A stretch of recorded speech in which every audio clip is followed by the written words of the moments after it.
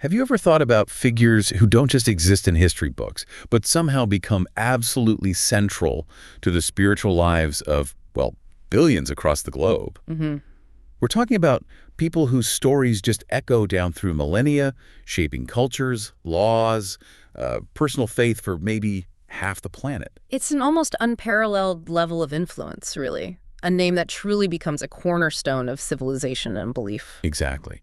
And maybe the ultimate example of this is the figure we know as Abraham. Right. He is claimed as the foundational father by Judaism, Christianity, and Islam, plus several other faiths we'll touch on too. He stands as this remarkable link, doesn't he? Across the major Abrahamic traditions, revered in such profoundly different yet somehow connected ways. And that is precisely our mission in this deep dive. We've pulled together quite a stack of sources, a really comprehensive look at Abraham, who was originally named Abram, of course. Right, Abram first. Our goal is to zero in on the absolute most important nuggets of knowledge from all this material.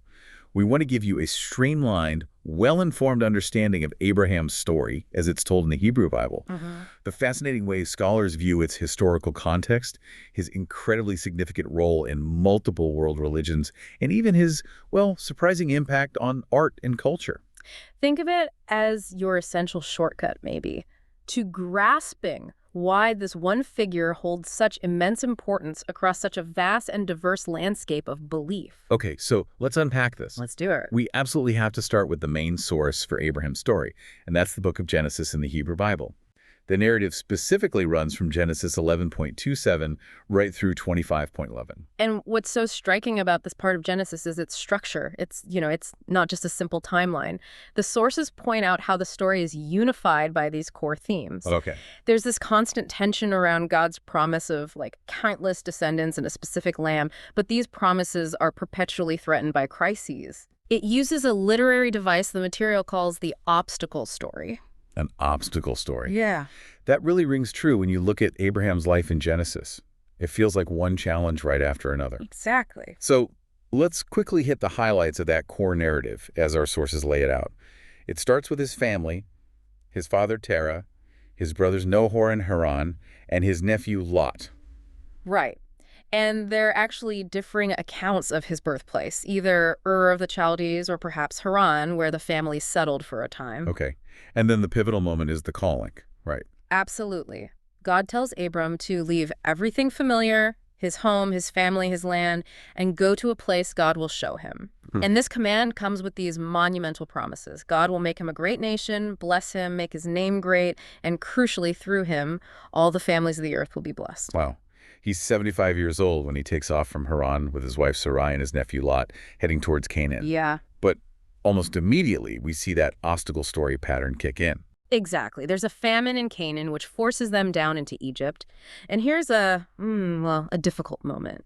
Abraham tells Sarai to pretend to be his sister. He's afraid the Egyptians will kill him to take her because she's described as very beautiful. Which is, a pretty ethically complicated move, isn't it? It is. But the story goes that Pharaoh does take Sarai into his household. Right. But then God intervenes by sending plagues on Pharaoh's household. Pharaoh figures out the deception and expels them. But interestingly, they leave Egypt with significant wealth: silver, gold, livestock, servants. So they return north to the area of Bethel and Ai and Canaan, but their flocks have grown so large that Abraham's and Lot's herdsmen start fighting over resources. They can't coexist. Yeah, a classic conflict. This leads Abraham to propose they separate peacefully. And he gives Lot the first choice of land, which is pretty generous. Very. Lot looks out at the well-watered plain of the Jordan, heading toward Sodom, and chooses that. Abraham then settles near Hebron, in the plain of Mamre. Okay, so the separation then sets up the next major event, the rescue of Lot. Exactly. When a coalition of eastern kings, led by someone called Chedorlaomer, defeats the cities of the plain, including Sodom, and takes Lot and his family prisoner... Abraham doesn't just sit back. No. He gathers his trained men, the text says 318 of them, and pursues these kings way up north. He executes this, daring night raid, defeats the kings, and successfully brings Lot, his family, and all their possessions back. It's quite the military operation. And on his return, he has this really mysterious encounter with Melchizedek, Ah, yes, Melchizedek, king of Salem, priest of Elion, God Most High. who brings out bread and wine and blesses Abraham. And Abraham, in return, gives Melchizedek a tenth of everything he recovered. It's a very significant, though brief, encounter. And the sources also highlight Abraham's integrity here. He refuses to take any spoil from the king of Sodom after the rescue, wanting no one to say they made him rich. Right. Then the promises are reinforced again with what's called the covenant of the pieces. God speaks to Abram in a vision, repeating that promise of descendants as numerous as the stars and confirming the grant of land. And they perform this formal covenant ceremony involving animal pieces. Yes, a very ancient ritual. And in that context, God foretells the future bondage of his descendants in Egypt before describing the full extent of the promised land, listing all the peoples who live there. But the most pressing obstacle, the big one, still remains. Yeah. How will Abraham actually have these descendants? After 10 years in Canaan, Sarai is still barren. So, following the custom of the time, she gives her Egyptian slave, Hagar, to Abram so he can have a child through her. And, well, perhaps predictably, as soon as Hagar conceives, tension just explodes. Right. Hagar begins to despise Sarai, her mistress. Sarai, feeling scorned, mistreats Hagar severely, and Hagar flees into the wilderness. This leads to another divine encounter, right? At a well. Yes. An angel finds Hagar, tells her to return and submit to Sarai, but also foretells that her son, Ishmael, will be a wild ass of a man, independent and often in conflict. Hagar recognizes God's presence, calling him El Roy, which means, thou God seest me. And the well gets a name too, Bir Lahai Roy. Ishmael is born and Abram is 86. 13 years pass. Abram is now 99. God appears again, this time changing his name from Abram to Abraham, meaning father of a multitude or father of many nations. The name change itself is huge, isn't it? A powerful symbol of that expansive promise. Absolutely. And then the sign of this renewed covenant is given circumcision. And Sarai's name is also changed to Sarah. And God makes the incredible, seemingly impossible promise. A son will be born through her, through Sarah, within the next year. Abraham's initial reaction, according to Genesis, he laughs. I mean, he's 100, she's 90. It seems absurd. Understandable laughter, maybe, but he obeys God's command, circumcising his entire household, including himself and 13-year-old Ishmael. A key episode follows this. The visit of the three men at Mamre. Abraham is sitting by his tent in the heat of the day and sees three strangers approaching. And in this classic display of Middle Eastern hospitality, he rushes out to welcome them, offers water to wash their feet, rest under the tree, and quickly arranges for a really lavish meal. Sarah makes cakes, a prime calf is prepared, curds and milk are served. And one of the visitors, often understood to be God or an angel representing God, repeats the promise. When he returns next year, Sarah will have a son. Sarah, who's inside the tent listening, overhears this and laughs quietly to herself, thinking about her age. Right. But the visitor knows she laughed and asks, is anything too hard for the Lord? Sarah denies laughing out of fear, but the point is made. As the visitors then depart, heading towards Sodom and Gomorrah, God reveals the plan to judge those cities because their sin is so great. And here we see Abraham step into another role, the intercessor. He engages in this remarkable back and forth, this negotiation with God. He pleads for the cities, doesn't he? Will you sweep away the righteous with the wicked? He bargains God down, starting from 50 righteous people needed to spare the city. All the way down to 10. If just 10 righteous people can be found in Sodom, God agrees not to destroy it. 2 of the visitors, now revealed as angels, go on to Sodom and are hosted by Lot. But the men of Sodom surround Lot's house, demanding he bring out his guests so they can know them. Yeah, confirming the very wickedness Abraham had hoped wasn't universal. Lot tries to protect them, even offers his daughters instead. Which is another deeply troubling part of the story. Absolutely. The angels end up striking the men blind and rescuing Lot and his family before the cities are destroyed by fire and brimstone. Abraham looks out the next morning and sees smoke rising, confirming fewer than 10 righteous were found. The narrative also includes another instance, believe it or not, of Abraham claiming Sarah as his sister, this time with King Abimelech in Gerar in Philistine territory. It's a repeat scenario. Abimelech takes Sarah, but God warns him in a dream that she's a married woman and he'll die if he doesn't return her, though God acknowledges Abimelech acted in ignorance with a clear conscience. Okay, so God tells him to return Sarah and adds that Abraham is a prophet who will pray for him. Abimelech does so immediately, gives Abraham gifts, sheep, oxen, servants, silver as a vindication for Sarah, and invites him to settle in his land. Abraham prays, and God heals Abimelech's household, ending an infertility that had apparently afflicted them. Later, there's a dispute over a well Abraham dug, which Abimelech's servants seized. Abraham confronts Abimelech, who claims ignorance. They make a pact, a covenant, over the well. Abraham gives Abimelech sheep and oxen and 7 ewe lambs as proof the well is his. They name the place Beersheba, which means well of the oath or well of 7. And Abraham plants a tamarisk tree there and calls on the name of the Lord, the everlasting God, establishing his presence in worship. And then, finally, after all the waiting, all the obstacles, Sarah gives birth to the promised son, Isaac. Abraham is 100 years old. Isaac is circumcised at 8 days, according to the covenant. And Sarah laughs again, but this time with pure joy, saying, God has brought me laughter, and everyone who hears about this will laugh with me. It's a beautiful moment, but joy is soon mixed with conflict again.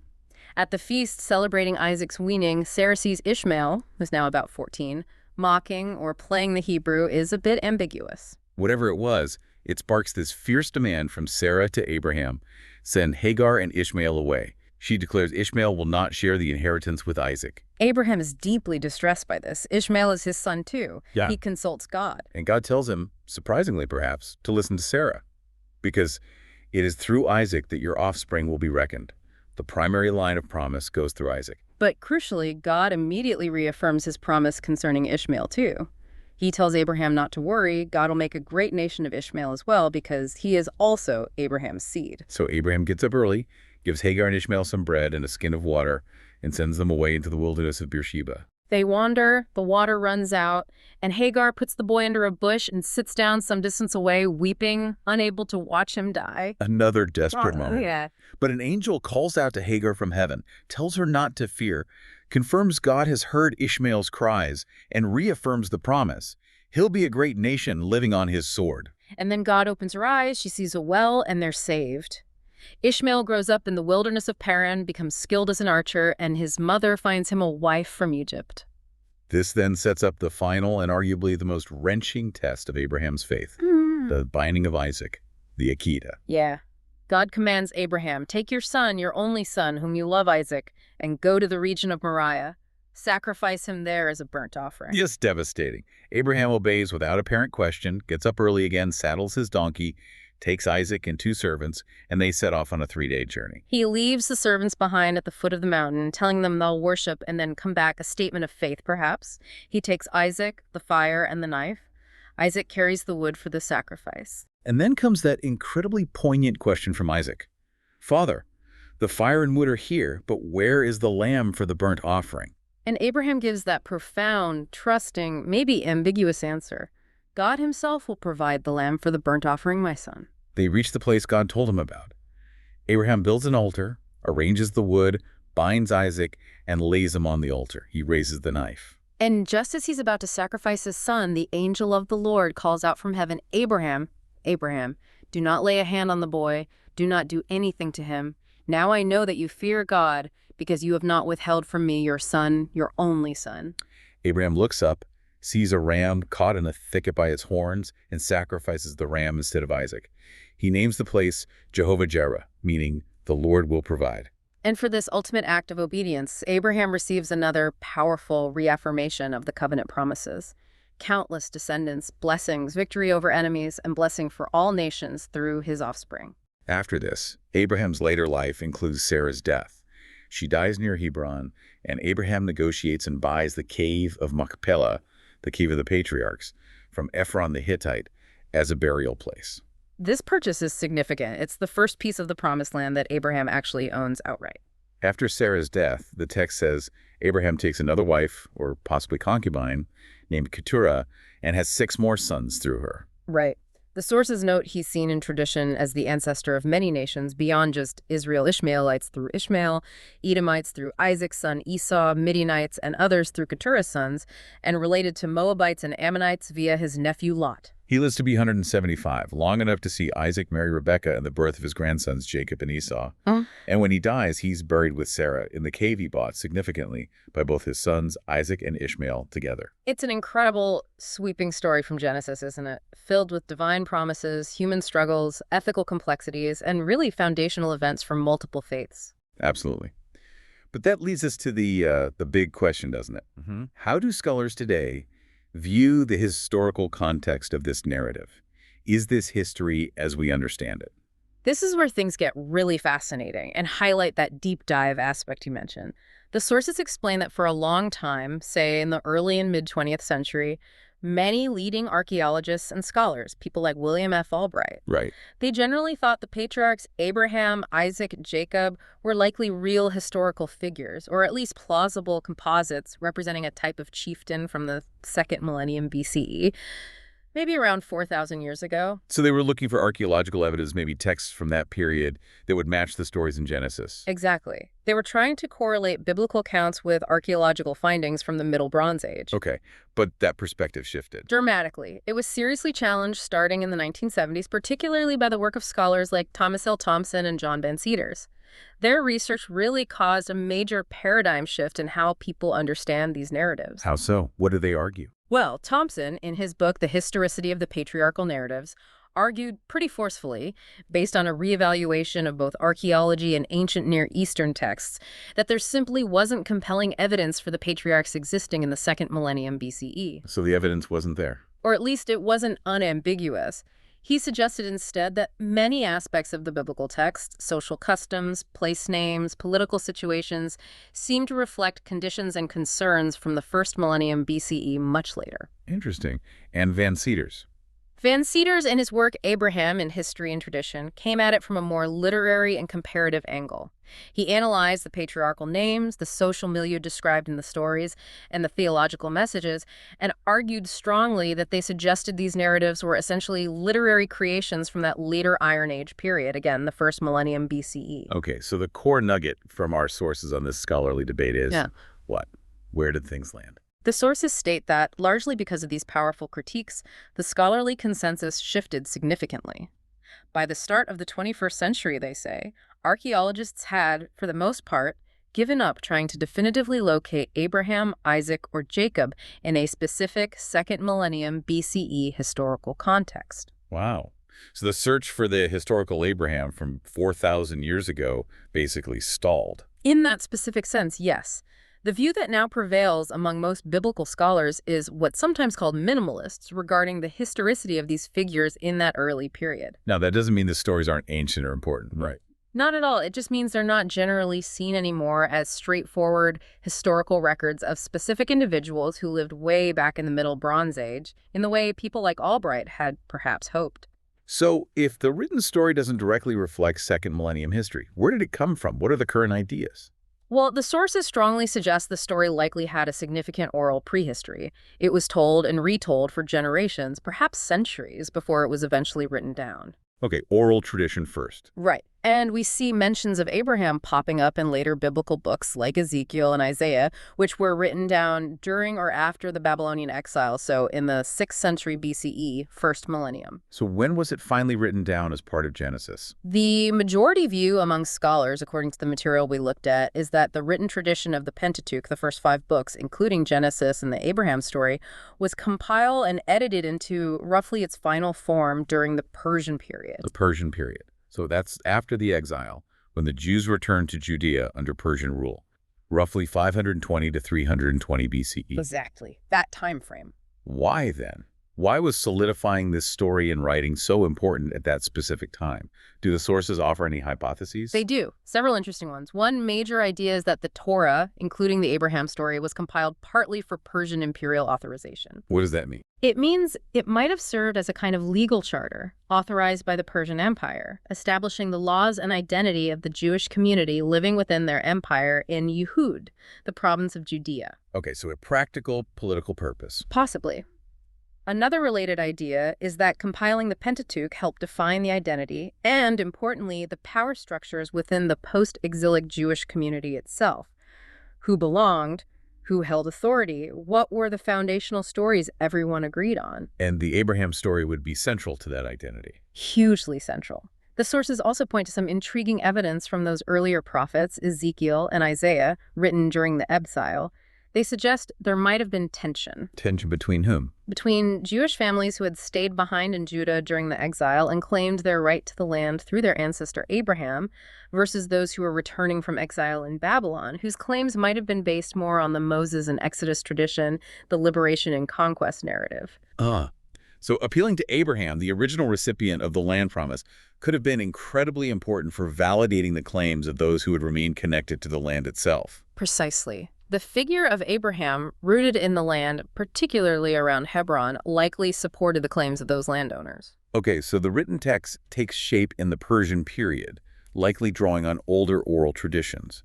But where did those earliest traditions, the oral ones, even come from? Any ideas on their origins? Yes, the sources present a few different hypotheses, and there isn't total agreement here.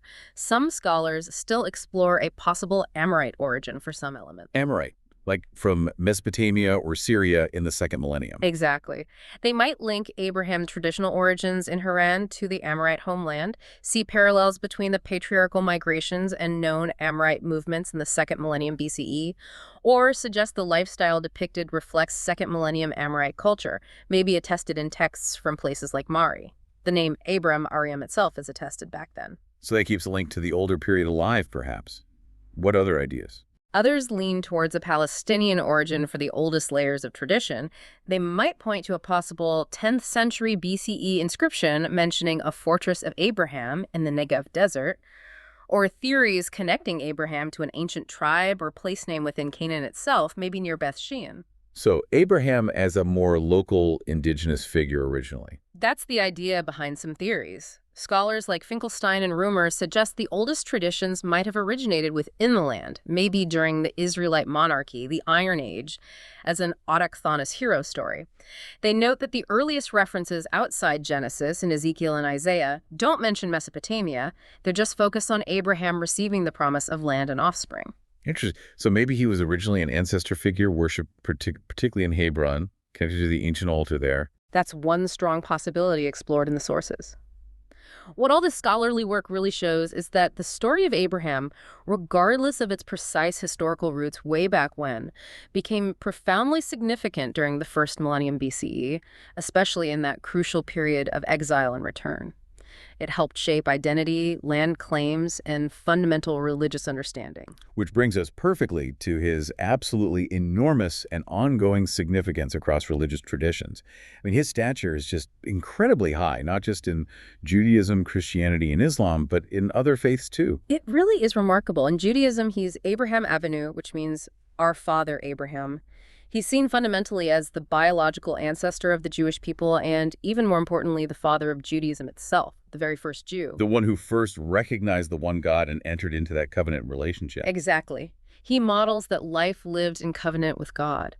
And his story isn't just history. It's read liturgically in weekly Torah portions. It's a central living text. And the sources mention some fascinating details from later Jewish tradition and legends, right? Not strictly from Genesis.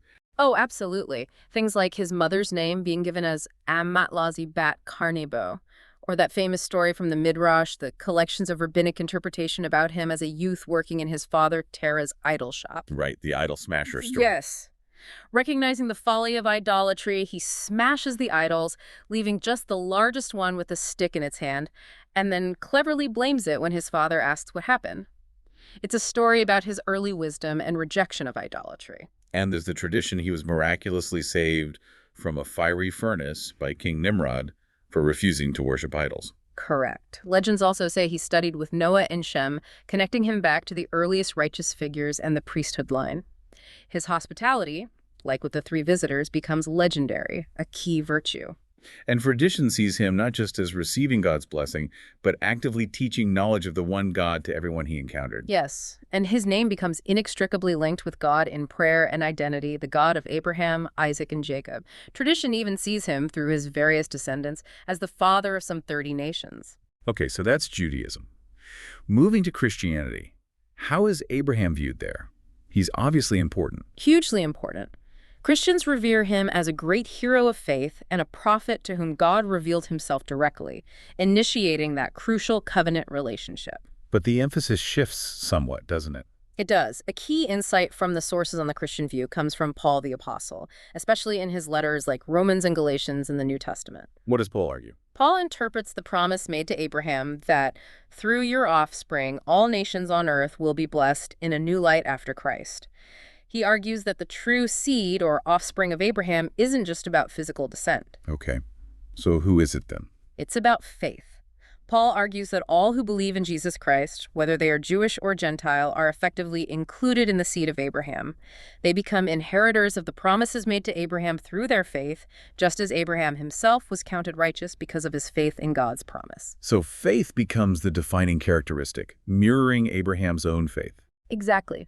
Romans chapter 4, for instance, holds up Abraham's unwavering faith, believing God's promise of a son, even when it seemed impossible, as the ultimate model for Christian believers. It shows that righteousness comes through trusting God, not solely through adherence to the law of Moses, which came later. So he becomes a spiritual father to Christians. Precisely. Church leaders throughout history picked up on this. The sources mention Augustine calling Christians children of Abraham by faith, Ambrose saying Christians possess the promises through faith, and Martin Luther seeing Abraham as the fundamental paradigm of the man of faith. Wow. And this is reflected in worship, too. Yes. The Roman Catholic Church, for example, honors him as our Father in faith. In the Eucharistic prayer, their most central liturgical prayer, he's commemorated in the calendars of saints in various denominations. The sources give specific dates for Lutheran, Anglican, and Eastern Orthodox churches. And patron saint of the hospitality industry. That's fun. Reflecting that welcome of the three visitors at Mamre, he's also commemorated in Eastern Orthodoxy as the righteous forefather Abraham, mentioned in liturgy and prayers. And there's even that simple children's hymn, Father Abraham had many sons. Right. Okay, so Judaism and Christianity, now Islam.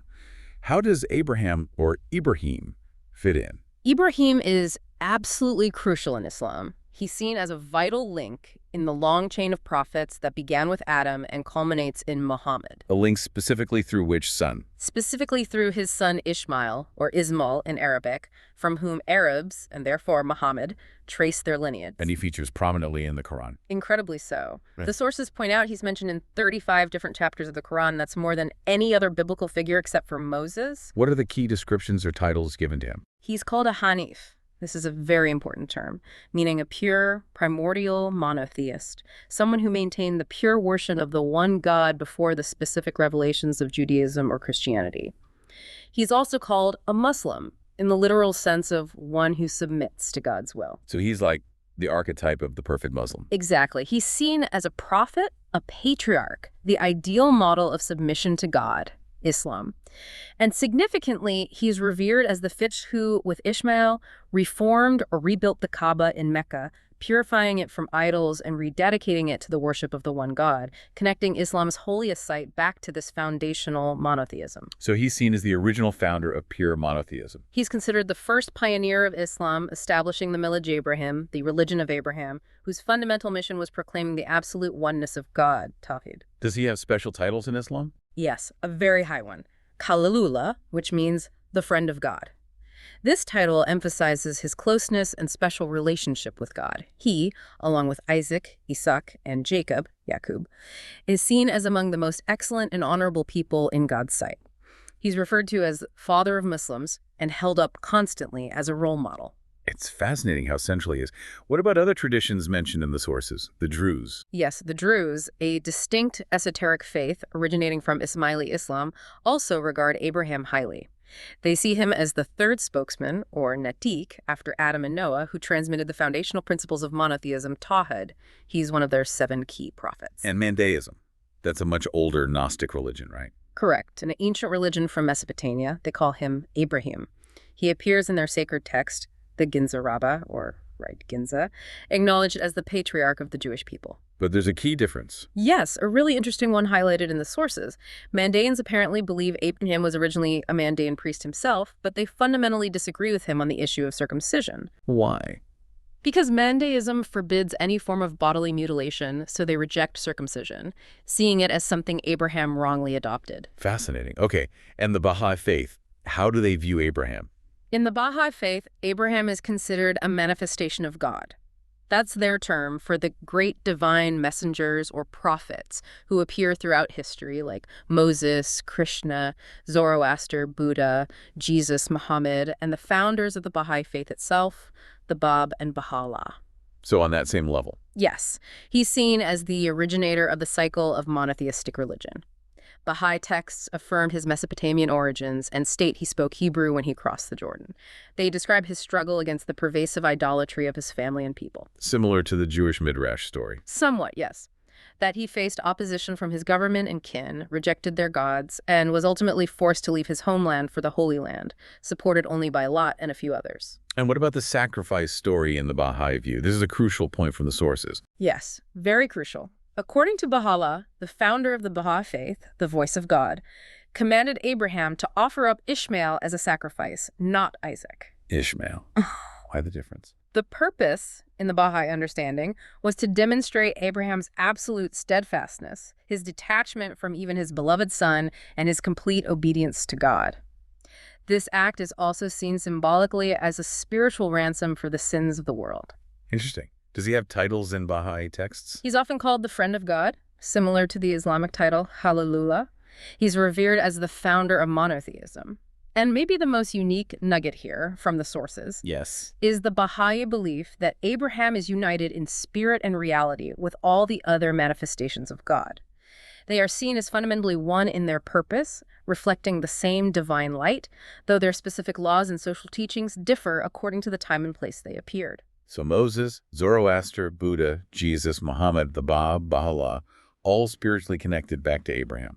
In that Baha'i understanding, yes, they are all part of one unfolding divine plan initiated with Abraham. It is truly remarkable how this one figure, Abraham, resonates so deeply and holds such foundational importance across this vast tapestry of human belief systems. Interpreted uniquely, yes, but utterly central. Absolutely. And his influence doesn't stop at religious texts and theology. Abraham has also left this really indelible mark on art, literature, and music throughout history. Right. You see those key scenes from his life depicted constantly in paintings and sculptures, don't you? All the time. The sacrifice of Isaac is perhaps the most common and dramatic one, but also Abraham's meeting with Melchizedek, him entertaining the three visitors at Mamre, Hagar, and Ishmael in the desert. These are recurring themes. And in Christian art specifically, there's that image of Lazarus resting in the bosom of Abraham. Where does that come from? That's drawn from a parable Jesus tells in the Gospel of Luke. It describes the afterlife, where the righteous poor man Lazarus is comforted in paradise, figuratively resting in Abraham's embrace.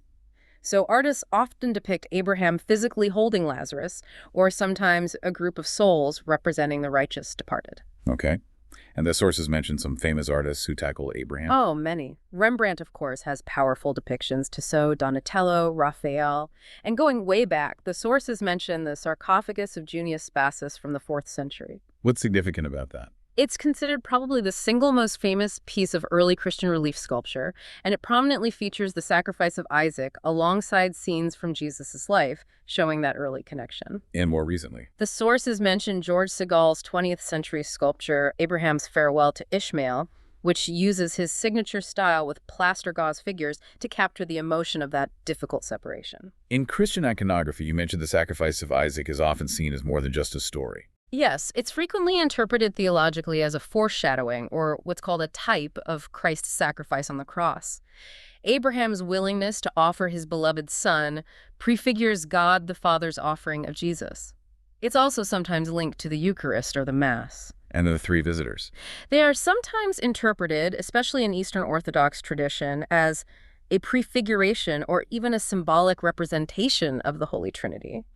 Think of Andrei Rublev's incredibly famous icon, the Trinity, which depicts only the three angelic visitors seated at the table. Right. And if Abraham is shown alone in portraits, how might we recognize him? Often, according to the sources, he might be shown with an accessory, most commonly a sword or a knife, clearly referencing that pivotal, dramatic moment of the binding of Isaac. Okay, so visual art. What about literature? Has his story inspired writers? Deeply. Perhaps most famously in philosophy, there's Søren Kierkegaard's incredibly influential book, Fear and Trembling. Ah, yes. What's that about? It dives deep into the psychological, ethical, and existential turmoil of Abraham's decision in the binding of Isaac.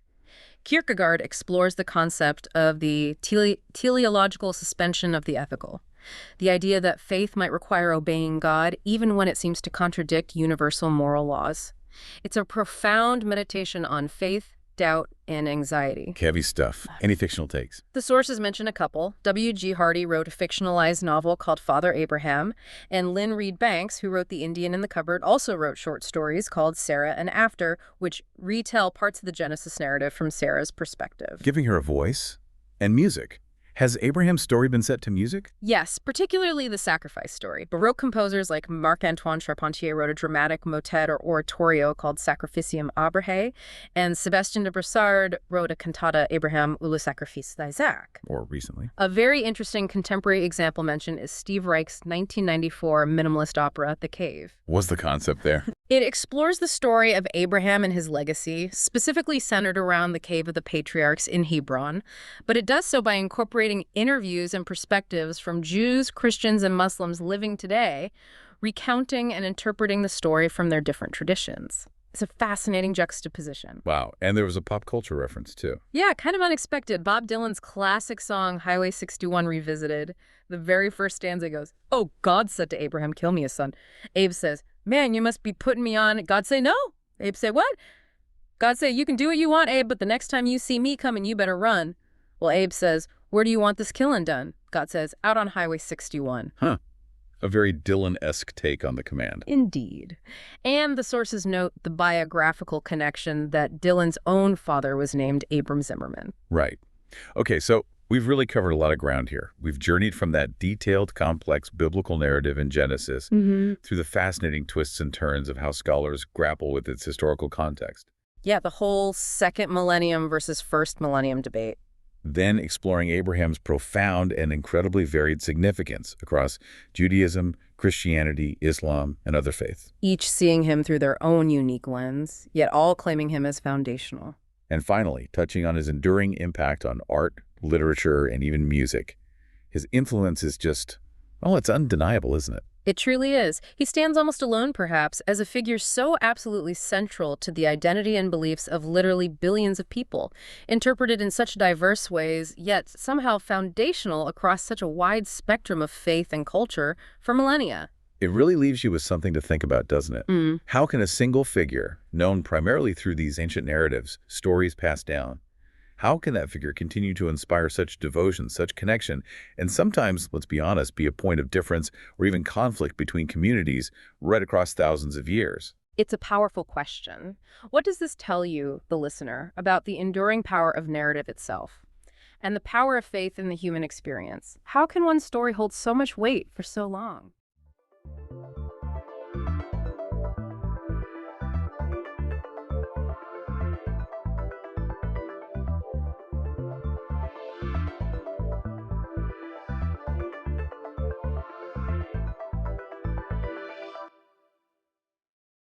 Okay, let's get into it.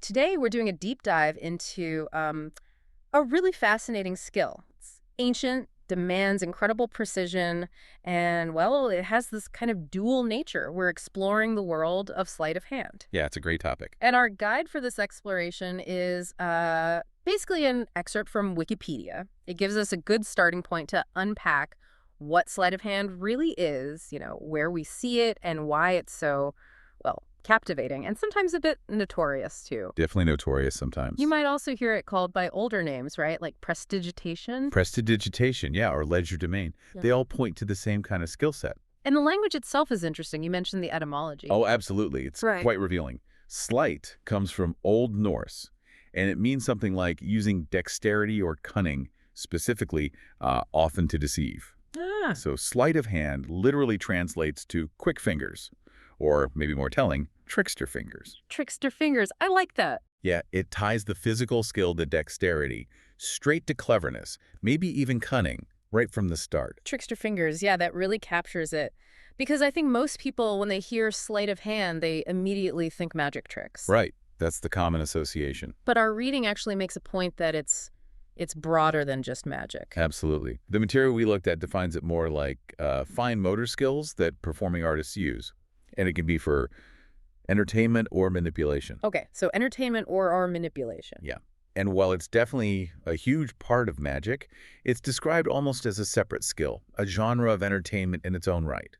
Some people just practice the skill itself. Right, it's the underlying technique. And it's not just about having fast hands, is it? This source really stresses it's a mix of things. Exactly. It's the manual skill, yes, but just as important is psychology, timing, like perfect timing, misdirection, and what the source calls natural choreography. Natural choreography, what does that mean exactly?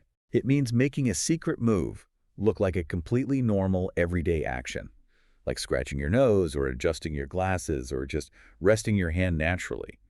The move is hidden within something that looks totally innocent. Ah, okay. So it blends in. Precisely. Yeah. And that's where the trickster part really comes in. It's not just what your hands are doing, but how you're managing what the audience thinks they're seeing. Misdirection is all about guiding their attention away. So psychology. Huge psychological element. Yeah. And the timing has to be spot on doing the secret move when their attention is naturally diverted, maybe by a joke or a question or a larger gesture. That interplay. Yeah. It's fascinating. It reminds me of that historical bit in the reading. Was it Seneca the Younger? Yeah, I think so. Comparing rhetoric to illusionism. Right. Using skill with words or hands to kind of subtly guide people's attention and perception, building a reality for them. It's a great parallel. Constructing a reality, whether through argument or, perfectly executed vanish. Okay, so let's look at where we actually see this skill most often. The source points to a few key areas. First one, probably the most obvious, is close-up magic. Yeah, this is really sleight of hand's natural habitat, you could say. Okay. It's magic performed, well, up close, like really close. The audience might be just a few feet away, maybe 10, 13 feet max. Sometimes they're even practically touching the performer or handling the props. And that closeness is the point, isn't it? It makes it harder to explain away. You can't easily suspect, like, hidden mirrors or stooges planted in the audience when they're right there. Exactly. It strips away those easy outs. And close-up magic typically uses everyday stuff, playing cards, coins are a classic, but also rubber bands, maybe someone's phone, salt shakers, whatever's around. Things you recognize. Right. And a skilled performer can make impossible things seem to happen with objects you might literally have in your own pocket right now. And the goal isn't just doing the secret move, but making it completely invisible, right? Yeah. Making it look like you just, I don't know, closed your hand normally, but somehow the coin is gone. That's the art, that naturalness. It takes just incredible amounts of practice to make a complex sleight look utterly casual and unremarkable. That blend, again, the physical skill, the timing, the misdirection, all working together so the secret happens when you're looking right at it, but somehow not seeing it. Precisely. Okay, so that's close-up. Now, the material contrasts that with stage magic. Yeah, on a big stage, pure sleight of hand is generally less common, or at least less central. Because of the distance. Exactly. Most of the audience is just too far away to appreciate those small, intricate moves. Stage illusions often rely more on, bigger props, clever engineering, lighting, maybe stagecraft principles. But it's not completely gone from the stage, is it? The source mentioned examples. Right, it still pops up. Yeah. Things like rope tricks maybe performed closer to the edge of the stage, or even with an audience member brought up to help, which helps rule out the idea of stooges. Ah, okay. And card tricks are sometimes done on stage too, but usually they'll have a camera projecting the hands onto a big screen. So everyone can actually see the details, like bringing the close-up view to the whole theater. Exactly. And the source even mentions big names like David Copperfield. Yeah. Even in his massive stage shows, he apparently incorporates sleight of hand illusions. So it definitely has its place, even if it's not the main event for every trick. Okay. Now, this is where we get to the trickster fingers maybe being used less entertainingly. The reading connects sleight of hand to card shooting. Yes. This is the darker side of the skill set. Unfortunately, while it's mostly used for art and entertainment, it has this notorious history in casinos, private games, basically anywhere gambling happens. For cheating. For cheating, yeah. Dishonest gain. And the source lists specific techniques these cheats use, palming, things like that. Yeah, palming, hiding a card in your palm while your hand looks empty, switching cards, so swapping one card for another secretly, ditching unwanted cards, or even stealing cards right off the table. Wow, that sounds incredibly difficult to do without getting caught. Oh, it requires extreme skill, not just the manual dexterity, but incredible misdirection. And, just like a performer, years and years of practice to make it look natural and go completely unnoticed. So it's the same core skills as a magician, but the intent is totally different. Malicious, really. Exactly. The goal isn't wonder, it's just deception for profit. And it makes sense, why the term sleight of hand can carry a really negative, deceitful connotation in gambling circles. Yeah, I can imagine. The source gives that example of Darren Brown, the British mentalist. Right. Fascinating case. He's known for psychological illusions, suggestion, extremely skilled. And apparently he's banned from every casino in Britain. Not because he was caught cheating, but just because his skill level is so high. That's the implication. His mastery of these techniques, psychological and potentially physical, makes him too much of a perceived risk, being banned just for being too good. That really says something about the power inherent in this skill. Wow, okay. But it's not all magic or cheating. There are other applications. The reading mentions cardistry. Yes. Cardistry is really cool. It's defined basically as the art of card flourishing. Fancy cuts, displays, fans, that kind of thing. And the key difference here is intent. Right? Absolutely crucial difference. Unlike magic, unlike cheating, cardistry has zero element of illusion or deception. There's no misdirection in the sense of hiding something. It's not pretending to be magic. So the point isn't to fool you. Not at all. The point is purely visual. It's about showcasing incredible dexterity, creativity, and frankly looking really impressive with a deck of cards. The moves are meant to look difficult and intricate. It's like juggling, but with cards. Pure skill display. That's a decent analogy, yeah. It's performance art, using cards as the medium. And the source notes that a lot of cardists don't even consider themselves magicians. They're not interested in tricks. They're focused on the flourishing itself. Okay, so elevating the dexterity to an art form, separating it from illusion. Yeah. And then, sort of related perhaps, there's card throwing. Yeah, another skill mentioned. This is literally throwing standard playing cards with really high speed and accuracy. And apparently it can be pretty destructive.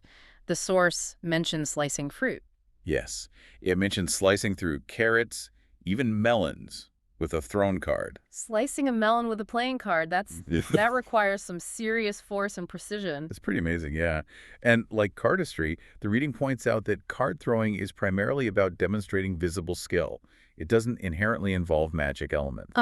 Although there's that connection through people like Ricky Jay, right? The source mentions his book, Cards as Weapons. Right. Ricky Jay was legendary in the sleight of hand world, and he really popularized card throwing as a serious skill.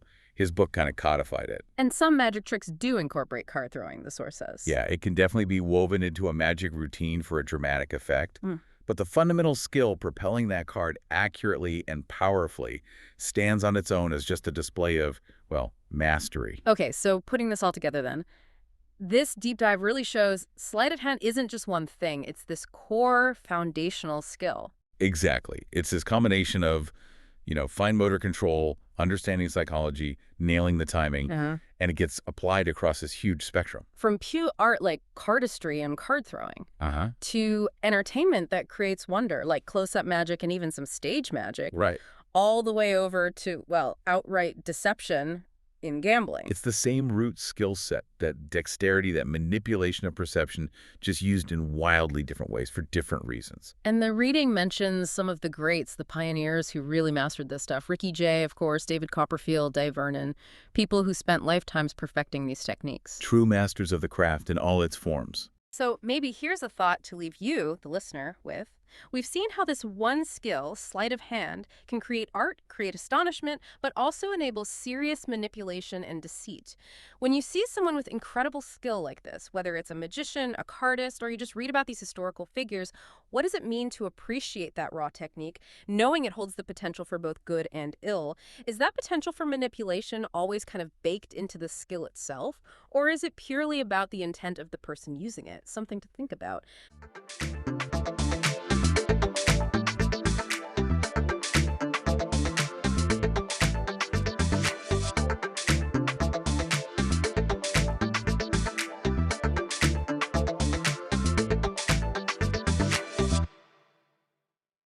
Okay, let's dive in. Today we're talking rice. And honestly, forget thinking it's just, well, simple. Yeah, definitely not simple. We've been wading through a lot of material articles, research papers, notes, and it paints this picture of a grain that's incredibly complex. Yeah. And just fundamentally important globally. It really does. You look through all this stuff, and it's clear rice isn't, just some side dish. It's woven into human history, global economics, even the environment in ways most people probably don't think about day to day. Totally.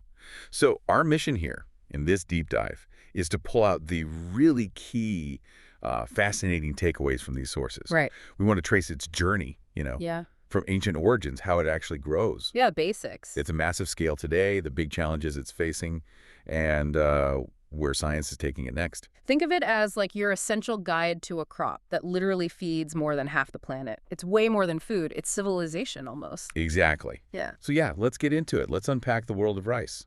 Where to start? Maybe the very basics. The plant itself. Good idea. The foundation. So the plant described in the research, it's pretty impressive. Grows over 1 meter tall usually. Right. But get this, it can reach 5 meters in deep water conditions. Wow. And it takes what, about 6 months from seed to harvest? Roughly, yeah.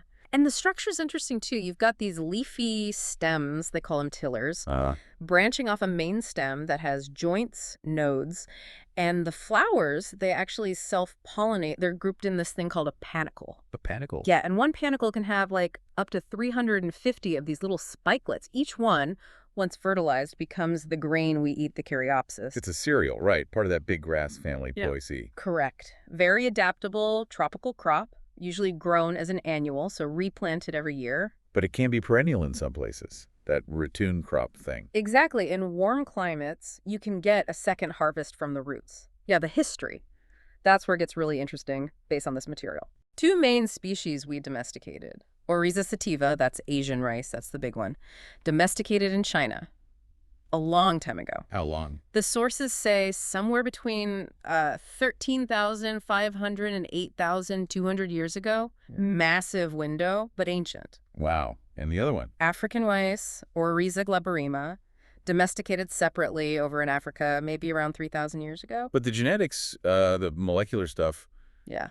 it suggests something cool about the Asian rice, right? Yeah, this is a key finding in the research. It looks like O. sativa actually comes from a single domestication event in China. Just one, not multiple places. Seems like it. From a wild rice, Oryza rufipogan. And those 2 main types we know, indica and japonica, they share this key gene that stops the grain shattering off the stalk easily. That's like a classic sign of domestication. So indica, that came later. Maybe somewhere else. Possibly. The thinking is maybe it developed later, perhaps in India, could have even involved some mixing, hybridization with another wild type, O. navara. That single origin point, though. That's powerful. It really is. And from there, boom, it starts spreading across the globe. Humans carried it, trade routes. Where did it go first? North into China, Tibet, then Korea, Japan. Southward, Austronesian sailors took it through Southeast Asia, all the way to Madagascar, even Guam. Incredible reach. Hit mainland Southeast Asia about 5,000 years ago, and eventually across the Atlantic. Right. The Columbian Exchange after 1492. And the Spanish even brought African rice over, too. And here's that wild stat.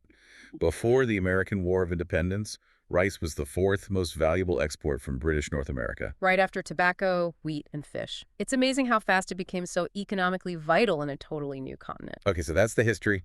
How about growing it today? What factors matter? Oh, lots of things. Obviously, the specific variety you plant, but also pests, diseases, Sure. the soil type, water availability, temperature, sunlight, biotic and abiotic factors, as they say. And planting methods. There are different ways.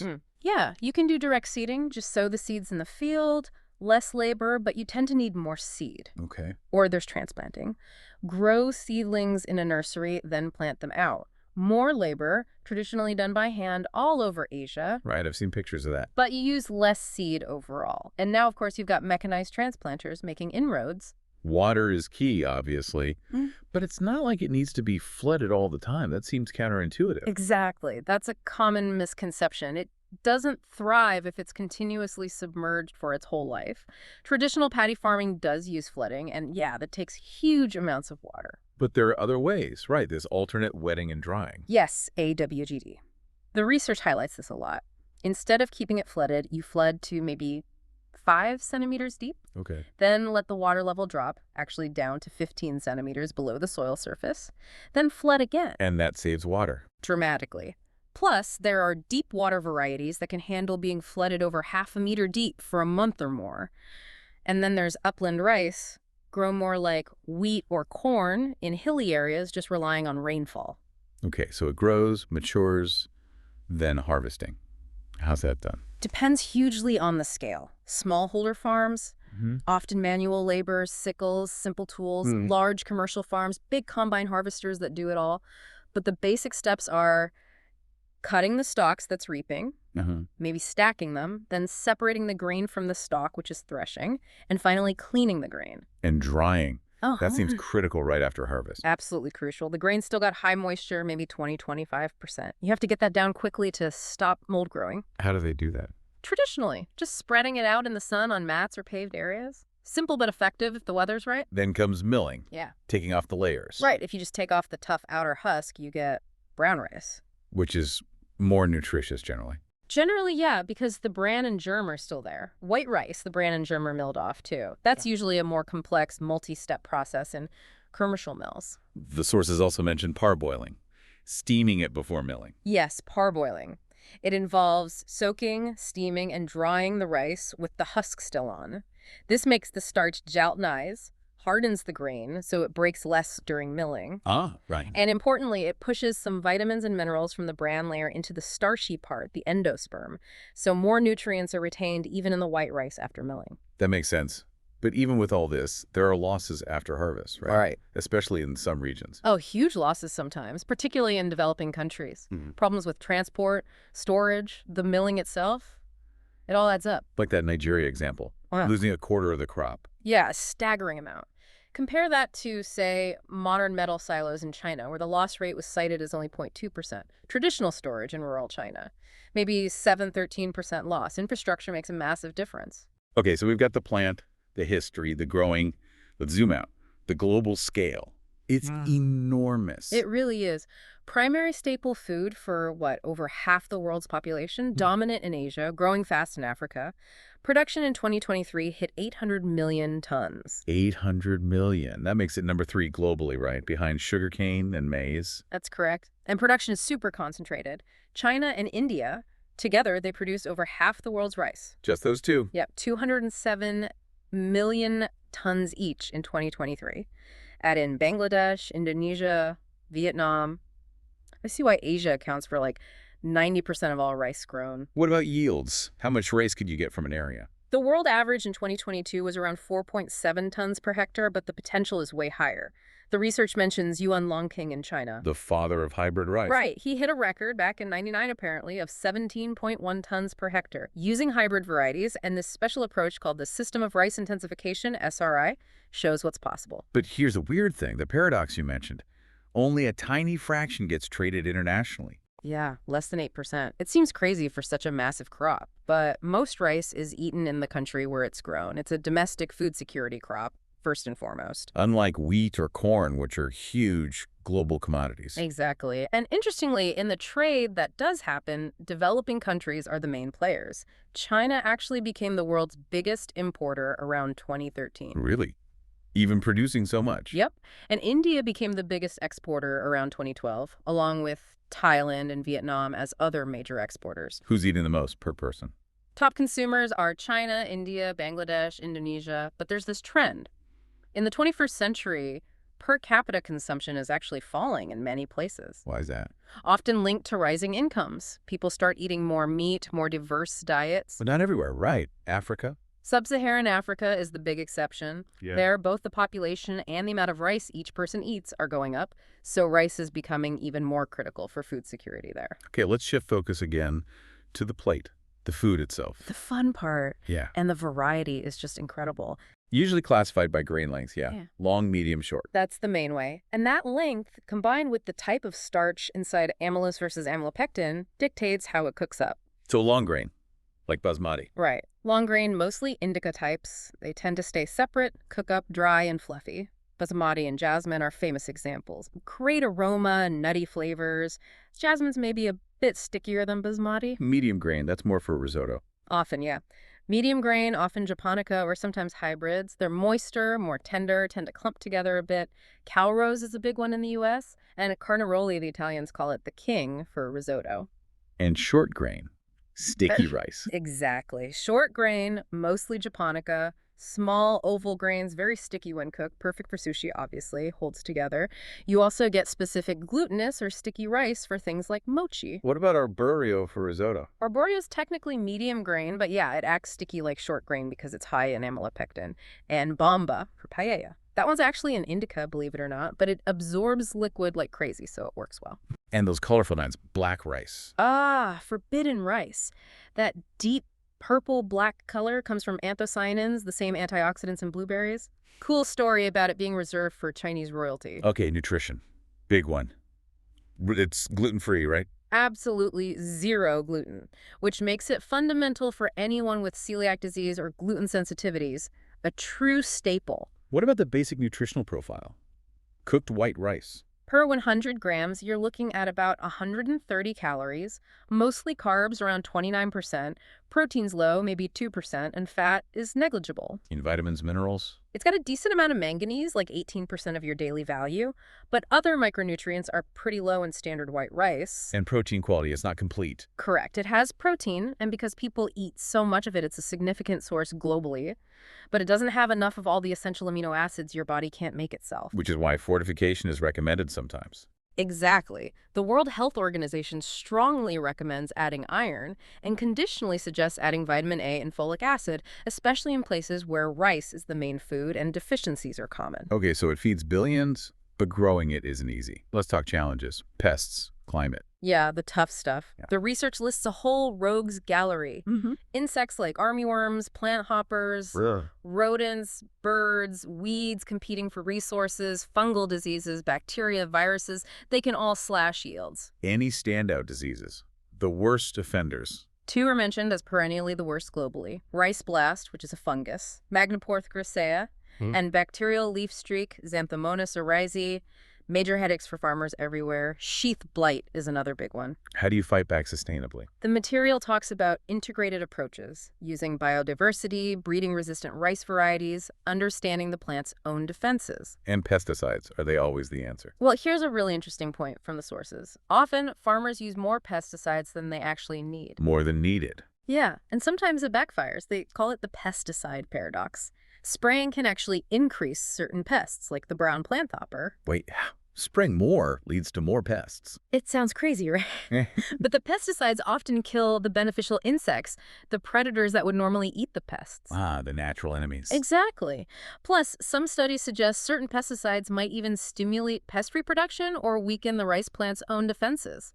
IRI did a famous demonstration showing that cutting way back on pesticides actually reduced pest problems. That's, wow, completely counterintuitive. It really challenges the spray everything mindset, and it makes traditional practices look smarter. Like raising ducks and fish in the paddy. Yes, that's mentioned as a great example of polyculture in Asia.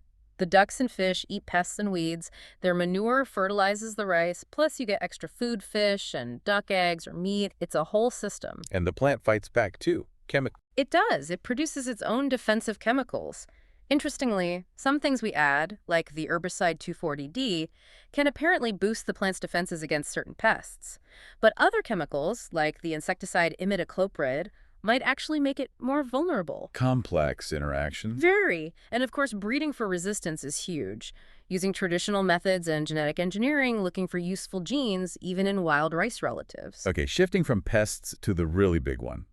Climate change. Rice farming contributes, but it's also vulnerable, right? Both sides of the coin, yeah. Contribution first. Rice cultivation was estimated to be about 1.2% of total global greenhouse gas emissions in 2022. That sounds small, but in agriculture. It's significant. Almost half of all cropland emissions, about 30% of agricultural methane, maybe 11% of agricultural nitrous oxide. And methane is the big one from rice because of the flooding. Exactly. Those flooded, waterlogged soils become anaerobic, no oxygen. Microbes break down organic matter and release methane as a byproduct, lots of it. So what can be done? Mitigation strategies are being developed. Using different varieties, managing water better, like that alternate wetting and drying again. AWD, right. Removing straw after harvest instead of letting it decompose in the field. AWD is really promising. Studies show it can cut methane emissions by up to 90%. 90%. And you said yields can even go up sometimes. Yeah, it seems counterintuitive to stress the plant slightly by letting it dry, but it can sometimes stimulate root growth and actually boost yield. So less water, way less methane, potentially more rice. It's a huge potential win. Okay, but climate change hitting rice back, how does that work? It's very sensitive. Projections differ, but many studies point towards yield decreases for every degree Celsius of warming. Higher nighttime temperatures are a particular problem. Why night temps?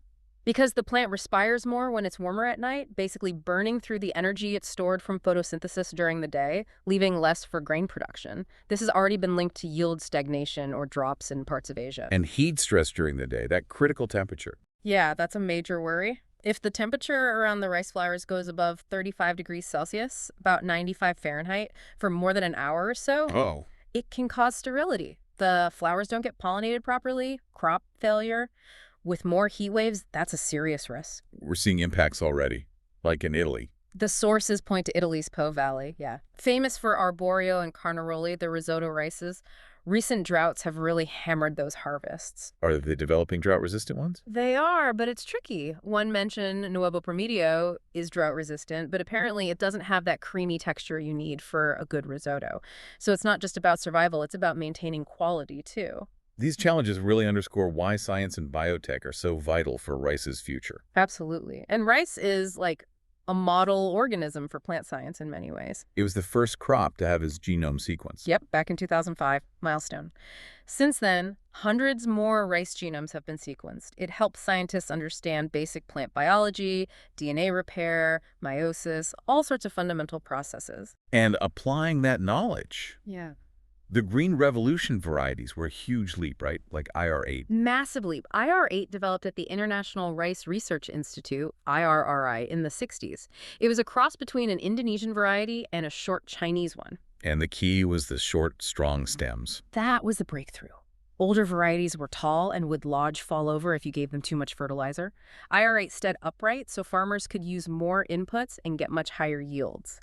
Revolutionized production. Now we're into genetic modification, GM. Golden rice is probably the most famous example. It is. Engineered to produce beta-carotene, the precursor to vitamin A. To fight vitamin A deficiency. That's the goal. It's a major public health problem in areas heavily reliant on rice, causing blindness and other issues, especially in kids. But it's been controversial. Extremely. The sources reflect this. There's been significant opposition in places like the Philippines, often based on broader concerns about GM technology, environmental impact, corporate control. Right. But then you have the counter-arguments, like over 100 Nobel laureates signing a letter urging governments to allow golden rice, citing its potential humanitarian benefits. It really highlights the complex debate around GM. It does. What other GM applications are mentioned? Producing human proteins. Yeah, this is fascinating stuff.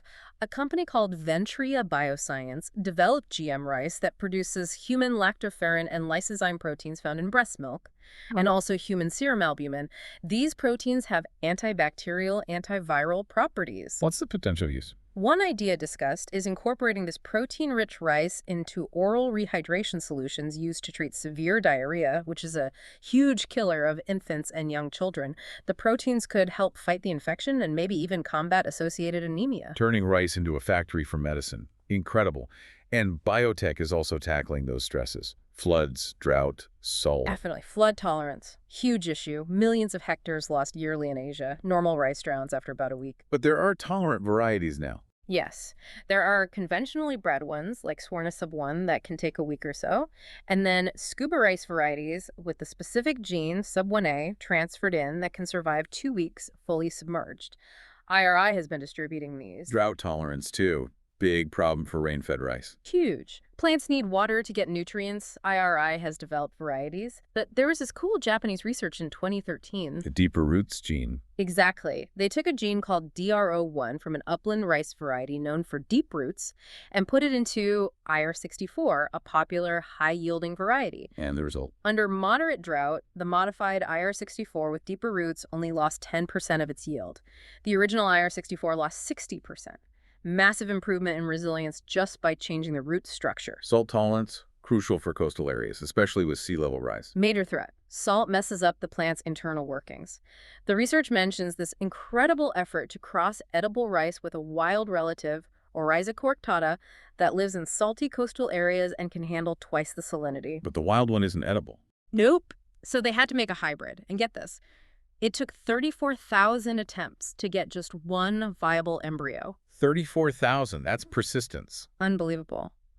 Then they had to use further breeding, back-crossing, to get those salt tolerance genes into a good edible variety. The wild rice even has special glands on its leaves to pump out salt, which they hope to transfer too. Wow. Cold tolerance is another area. Yeah, rice doesn't like it below about 12 Celsius. Oh. Growth slows, it's more prone to diseases like blast. So breeding for cold tolerance is important for expanding its range and for cooler seasons. And back to methane. Biotech is tackling that too. Directly in the plant, yes. This is amazing. Scientists inserted a gene from barley called SUSIBA2. What does it do? It changes how the rice plant allocates its resources. It makes it send more energy and biomass up into the shoots and grain, and less down into the roots. How does that reduce methane? Fewer resources going to the roots means less exudate feeding the methane-producing microbes in the soil around the roots. And the result is? Potentially massive. Reductions of up to 97% in methane emissions in trials, and more grain yield because the energy went there instead. 97% less methane and more food. That sounds almost too good to be true. It's incredibly promising, really highlights the power of understanding plant genetics. There's also talk of the C4 rice project trying to engineer rice to use the super efficient C4 photosynthesis pathway like corn does. That could boost yields dramatically too. So science is really pushing the boundaries for this ancient crop. It has to, given the challenges. But let's not forget, rice is more than just a crop or a scientific subject. It's deeply cultural. Absolutely. It's woven into traditions everywhere, like weddings. Yeah, the sources mention Hindu weddings throwing rice for fertility, prosperity, purity, and that likely influenced the Western tradition too. Malay weddings have special rice dishes. Rice wine is key for celebrations in Japan and the Philippines. There are deities associated with rice, like Dewi Shri in Indonesia and Malaysia, goddess of rice and fertility. And ceremonies marking the planting season. The royal plowing ceremony, yeah. Still a significant cultural event in places like Nepal and Cambodia, marking the start of the rice cycle. It really shows rice isn't just about calories. It's symbolic, it's spiritual, it's part of the rhythm of life. For billions of people, absolutely. Wow. Okay, so we've covered a lot of ground today. From that tiny wild seed domesticated thousands of years ago, to understanding the plant itself, its huge global scale, the really serious challenges it's up against pests, climate change, Big ones. and then these incredible scientific efforts to make it more resilient, more productive, even less polluting, all while being this cultural cornerstone. It really hammers home just how indispensable this single grain is, feeding more than half the world. So maybe the next time you encounter rice, think about that incredible journey. From wild grass, shaped by human hands over millennia, spreading across the planet. Now being fine-tuned in labs, sustaining billions. It makes you wonder, doesn't it? How will this ancient vital crop keep adapting to a hotter planet, a growing population? And what other secrets or innovations might it still hold? What comes next for rice? It's a huge question for our shared future.